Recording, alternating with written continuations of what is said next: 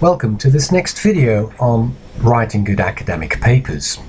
We've now come to this part of our little table here, and it says KISS, which is short for keep it short and simple, or as Einstein said, make everything as simple as possible but not simpler.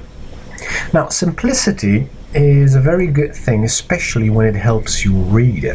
First, let's take a look at simplicity with regards to structure over paragraphs.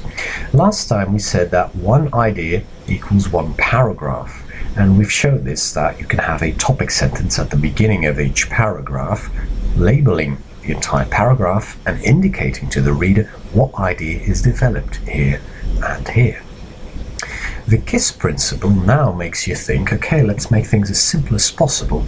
Let's make sure that over the paragraphs that there is a clear logic, why this idea is mentioned before that idea, and why all elements that I need to understand this are either explained here or have been explained earlier on, so that everything is simple to follow.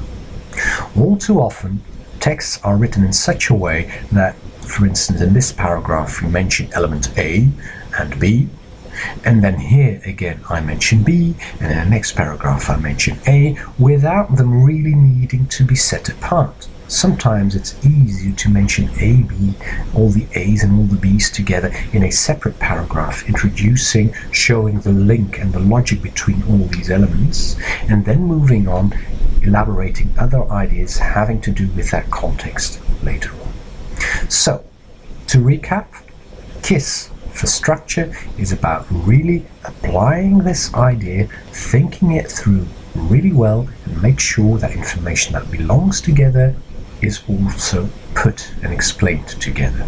After all, it may make perfect sense in your head, it also should make sense to the readers.